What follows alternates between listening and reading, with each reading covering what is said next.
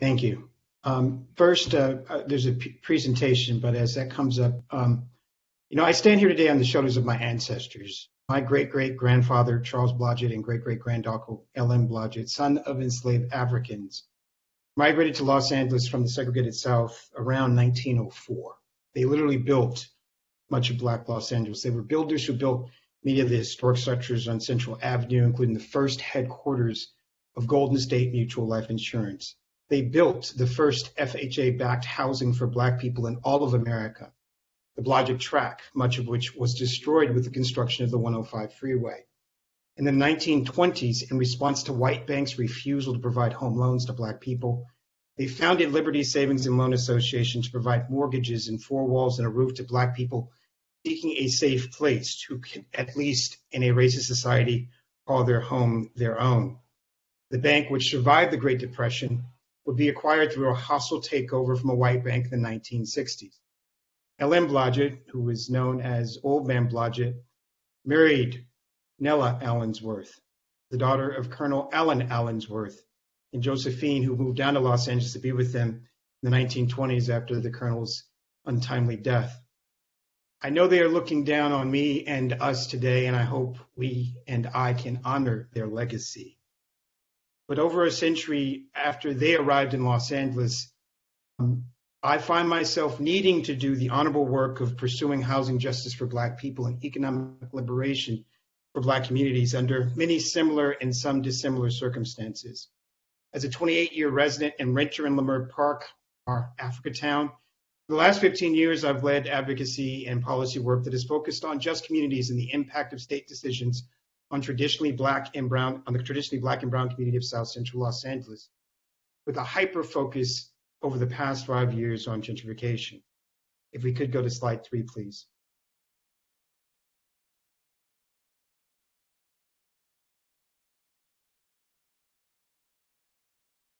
Next slide, please. About power. Malcolm X said revolution is based on land. Land is the basis for all independence. Land is the basis of freedom, justice, and equality. And I will offer commissioners, senator, assembly member, every war in human history has been about land and access to land. Next slide, please. And so as we look towards solutions to the crisis of gentrification for Black people and Black communities, at its root, we have to talk about the current and past harm that has been done through actions and policies in transferring power to Black and marginalized communities, recognizing that Black communities have a right to self-determination, recognizing that the government power, which is currently being used in a different manner, can be used to regulate a racist housing system, recognizing that government power and specifically budgets have to be directed and redirected toward building a reparative and restorative economic system where, among other elements, housing is decommodified and Black families, businesses, institutions grow, and thrive free from the winds of exploitative and a racist capitalist system.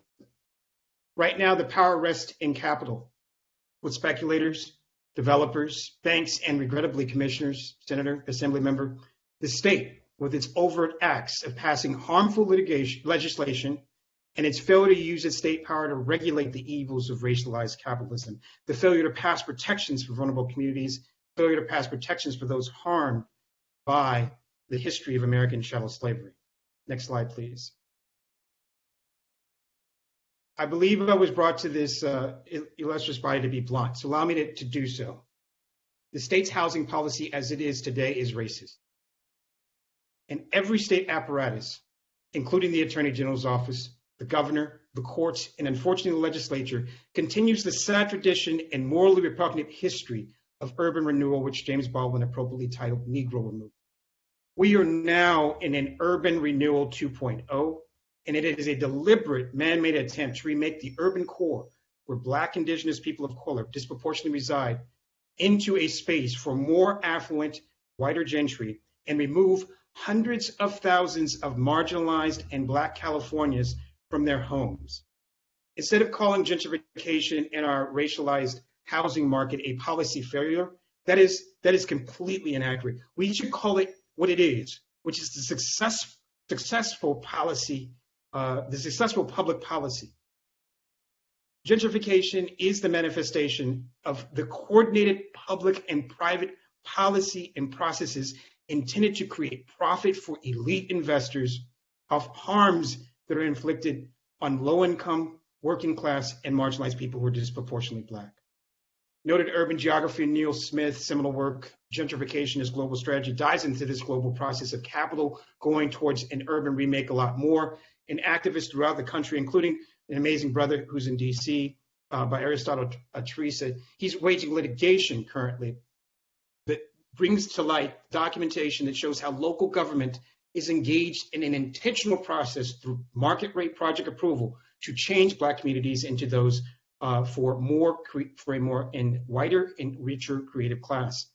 It is the intent to use state power on behalf of capital, operating within an anti-Black American society and world that we see and much recognize, because only by recognizing this public and private sector cohesive and coordinated anti-Black weapon can we begin to answer the question of what can be done to disarm it and what can be done to repair the harm done both past and currently being done.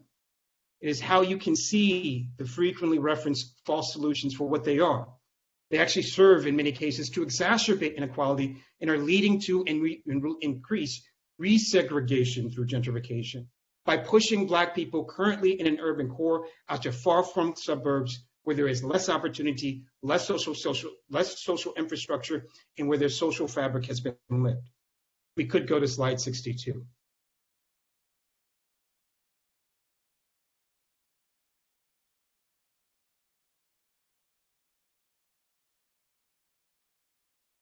And more. 6-2. Keep on.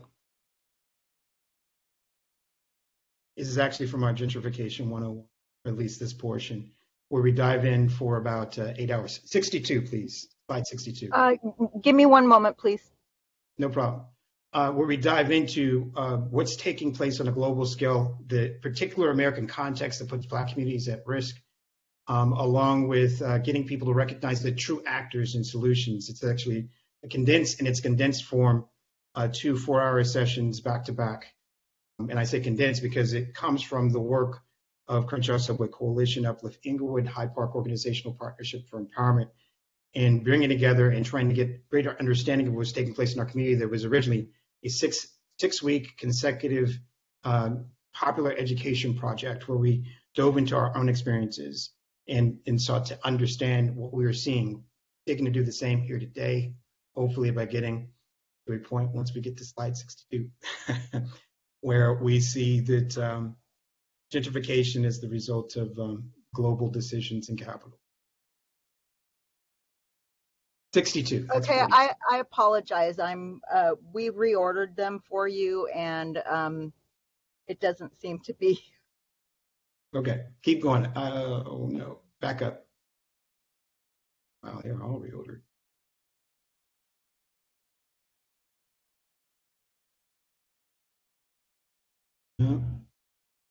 Okay, closer. Yes, there we go.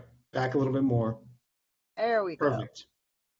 So who are the actors? Who are the perpetrators? And let us understand why this is a little bit different today than what it was in the beginning. And some of the causes. One of the major driving forces in current gentrification is financial industry deregulation. Banks now are both the source of capital investment, construction bonds, and they hold the mortgage. They're willing to increase the credit of some, particularly speculators, which we'll get into, and those who are more affluent, and are continuing the process of discriminating against, as I think other speakers have referenced, Black people who have the same income and credit scores as white people. With foreign borders falling, we're now allowing into the country a record amount of foreign investment and speculation, where people are looking to park money into what we call frequently vertical safe deposit box, because they are speculating on a return in value in the changing of urban communities. Next slide, please.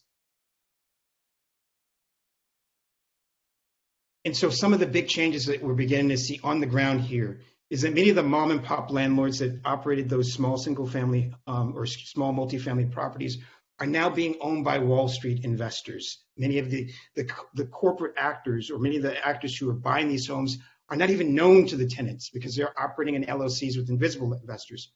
It's been quite well known that private equity firm, among them the largest in the world, BlackRock, are now buying single family homes, and we see what that disruption has done to the market. Less talked about is that they're using public pension funds as part of those dollars to engage in that unsettling of the single family home market.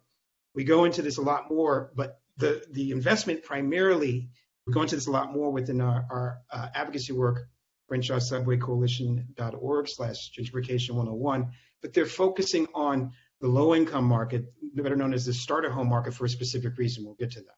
We're seeing that Airbnb is taking housing off of the market that otherwise would be occupied by renters. We're seeing the flippers, and we are seeing, most importantly and most vividly in the work we're doing, the consequences of upzoning in speculative real estate development. Next slide, please. Next slide. And so with this chart, which comes from the Anti-Eviction Mapping Project, we're seeking to kind of get people to understand how the concentration of corporate ownership is in low-income communities. BlackRock is a $8 trillion operation. They could buy homes anywhere on the planet. But they and entities like them focus in, and this is the Southern California region, in disproportionately Black and brown communities for a specific reason. You'll see there are no dots, very few dots on this map for Santa Monica or Beverly Hills or West Hollywood. Lots in Compton, lots in Inglewood, the Crenshaw community, Glenwood, places where Black people and people of color reside. Next slide, please. In addition to that, you're seeing with crowdfunding that was adopted and allowed through the Jobs Act, that was passed by our President Obama, that many smaller investors, not just large global investors, but many smaller investors are now buying some of these single family homes, some of these multifamily properties that otherwise would go to mom and pop landlords who are less likely to engage in nefarious activities to push out the tenants. Here you see, much like it's a stock market, people who are investors and can do so literally from their pajamas in Singapore can buy into and invest into an operation that seeks to buy, and these are rent control properties for the multifamilies because they're in Los Angeles, they were built well before 1978. Buy into rent control properties and take ownership on the belief that they'll get a greater return and a much greater return than would be allowed under the current rent stabilization ordinance. Next slide, please. Next slide. And we're seeing the consequences before previous slide. We're seeing the consequences of, previous slide, please. We're seeing the consequences of rampant rezoning. Upzoning, rezoning, which is well known as problematic in the East Coast and has unfortunately become the conversation and topic of discussion here in California, is creating value in land that the home itself does not have.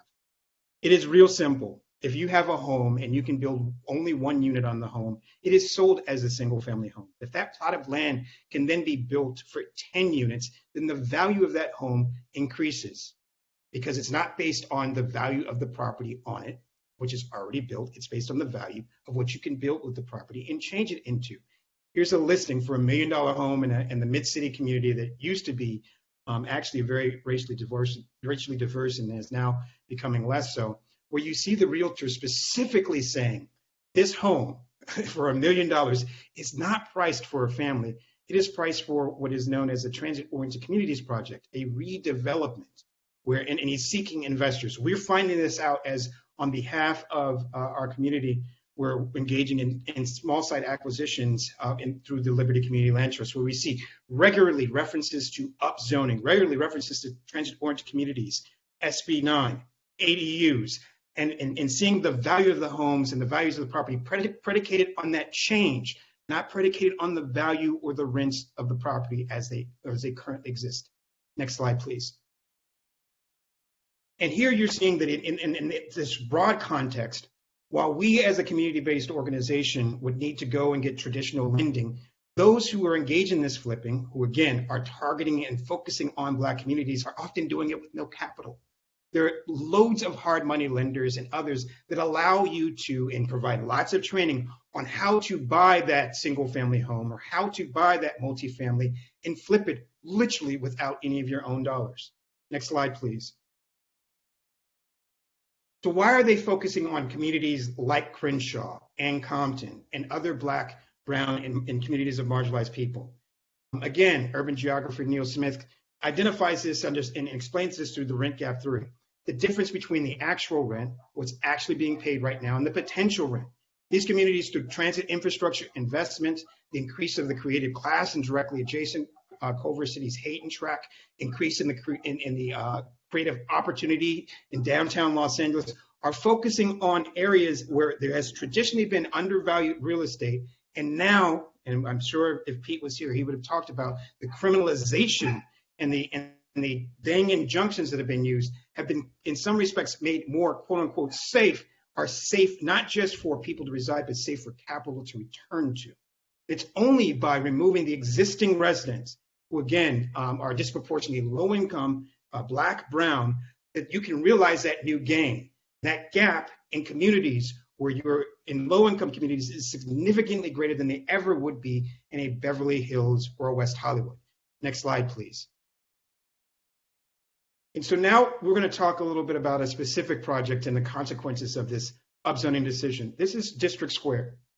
District Square is located at the intersection, a project that is proposed at the intersection of Obama and Crenshaw, where a former Ralph's grocery store used to be at, but was torn down by the developer. And it was a proposed multi-unit property, 577 units, 100% market rate in the heart of Black LA in the Leimert Park community. The city of Los Angeles has said that to afford a market rate home in South Los Angeles, market rate home in the city of Los Angeles, you need to make, the family needs to make at least $125,000 per year or more. The median household income for families in the area that surrounds this project is $45,000. Next slide, please. And so after we got wind of this project, the developer who literally was working on it was arrested for bribery. Not for this specific bribery, but for bribing a public official in another engagement. And just to be clear, the person who he bribed has already admitted their guilt. He's just awaiting going to court. So here we have a project that's intended to gentrify our community, a project that has a developer who's literally on trial for bribing a public official and is likely on his way to prison. Next slide, please. And that came at a time where a state law was used to ram the project through. Within 15 days' notice, this total rework of this massive project that was going to unleash an untold amount of indirect displacement and was completely unaffordable to a Black community was to be approved without even a public hearing. Our organization, the Crenshaw Subway Coalition, filed an appeal, and we succeeded in doing something that almost never happens. We were able to convince the Area Planning Commission to reject the project. We weren't only able to convince the Area Planning Commission to reject the project, we were able to get them to do it on the grounds that it would increase displacement, gentrification, and houselessness. We even got the council member to come out and list some quite powerful words in saying that if the current residents of the neighborhood cannot afford the project, it should not be built. Next slide, please. And so, to our dismay, a YIMBY group out of the Bay Area, known as CARLA, for the California Renters Legal Advocacy and Education Fund, which had pushed the very law that made this quick, streamlined approval of this massive market rate project in a low-income community, actually spoke out in support of it. They referenced the Housing Accountability Act, which again has been referenced many times in the public, and people frequently think about typical, more affluent white NIMBYs ignoring Crenshaw to use such methods of organizing and education and convincing our elected officials and bringing the community together to oppose projects that literally can lead to our displacement, literally lead to our death. And so this Bay Area YIMBY group came out of left field and chose this project among hundreds which are heard from. I'm saying hundreds of land use projects are heard from in the state of California. Just to weigh in saying that against the wishes and wills of an organized Black group asserting its right to self-determination with the support of Black elected official, the local Black elected official, it should be approved. Ultimately, after the planning commission had ruled that the project was inappropriate and on gentrification grounds, they were forced to by a court to approve it because it did not comply with the Housing Accountability Act. Next slide, please. And so who was behind this? Ultimately, YIMBY, NIMBY, it's not really about any individual. It's about the power that's behind it. And Peter Thiel is a Bay Area-based billionaire. He's a big tech founder of PayPal and a venture capitalist, a major Republican donor and supporter of Donald Trump, who has a very libertarian belief, who believes strongly in this concept, this fantasy of trickle-down housing theory, that if you just create market rate housing everywhere, it will make more affordable housing. There's nothing in the history of American housing to suggest this. And we can dive deeply into that even more to talk about how the real estate investment and construction market actually operates versus this, frankly, fantasy that real estate investors are social service agencies that are suddenly going to build themselves out of the profits that they're earning. He was an early supporter of YIMBY and specifically the founder of Carlyle. And so let's just dive into that a little bit more. Big tech, libertarian theory, using the power of the state to push loans to underwrite and undermine the power of local communities and local municipal entities to determine how development would take place. This is consistent with the pattern of disempowerment that has been going on since the days of redlining. Continue. Next slide, please. And we see this even more overtly. There was a famous battle 2 years ago with SB 827, and it was again put up again in SB 50, both of which were rejected. Where the law, someone mistakenly had let it be known that this law, which was going to rezone a large portion of the state of California, taking the power again away from communities to decide their fate, and it would be, in the case of Los Angeles, most disruptive in South Central. They're admitting that this is a disruptive thing, and already a community of color that in a Black community specific that is filled with marginalized people. So in so many respects, we have to recognize this is intentional. We can't say that these are just, unintended consequences. It is known what happens when bad capital and increased speculation happens in communities that already have been marginalized. Next slide, please. And so we have seen, again, with reference to New York, the effects of rezonings in communities that is disproportionately Black and in communities that are disproportionately Black, that these rezonings are harmful. And we should consider them indeed this new incarnation of urban renewal, one where in the past, slum clearing and blight designations, freeway routing was used to destroy Black communities, but now we're trying to use the power of a quote unquote free market. We're trying to use capital to intentionally strengthen those already in power, to exacerbate inequality and destabilize communities through upzoning, through rezoning, so that we can remake, and I say we in the context of government and society, places where Black people currently occupy into spaces for a more affluent and wider gentry. Next slide, please. Oh, so now we dive into a bit. I know there might be questions. I'll pause right there. There might be questions on the Crenshaw Mall. And I want to just briefly state that, again, I'm done with the slide deck, that project and process, which is the largest developed or would be the largest development within the city of Los Angeles, was one in which the community said that we weren't going to be gentrified out, that we would come together as a community organization, as a community force, and seek to buy the largest commercial asset in all of Black Los Angeles, and by that definition, one of the most significant commercial assets across America. And what we saw as we negotiated with Deutsche Bank and submitted bids and often submitted higher offers than the gentrifiers who wanted the project is that and what we found in that process was that they actually were operating at the behest of public pension funds.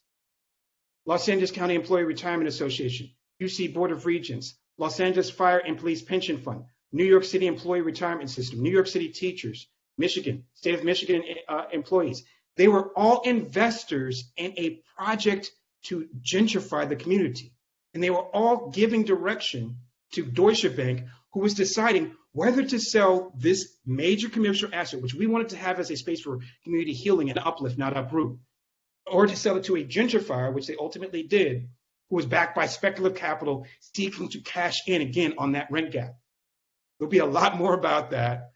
We're actually working on a civil rights lawsuit right now pointing to racism in contracting, where they literally rejected the highest offer from us on multiple occasions, engaged in practices where we literally would not be spoken to. The Black people who were leading this would not be spoken to. And the white decision maker on the other side, we had to use white emissaries to relay information to them. They weren't speaking to the Black local residents that were in control of the tens of millions of dollars of funds that would have been required to acquire the project. So I'd love to talk about that a lot more. I know the presentation was to be concentrated. And again, I invite this dialogue to continue. But I also want to say that before I intentionally did not have multiple solutions, because that's a long conversation. And I think that when we talk about the solutions to gentrification, as honorable and able as this commission is, you cannot do it in the hour. And they are multi-pronged. They are deep. The CLBC needs to consider this a critical issue that it goes into. You need to have entire days of experts dedicated to this, because as I said, and as I began with Malcolm's quote, it is land that is the basis of all independence, of freedom, justice, and equality. Thank you so very much.